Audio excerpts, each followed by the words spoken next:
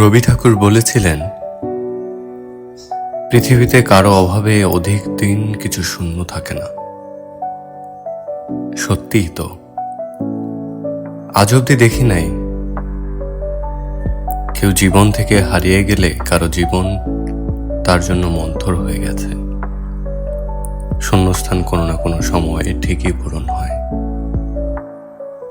কত ভালোবাসা, মনের টান, কত স্মৃতি উপেক্ষা করে মানুষ দিব্যি ভালো থাকে।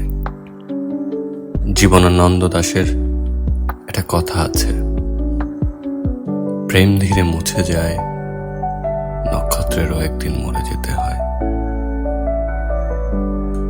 মানুষও ঠিক নক্ষত্রের মতোই।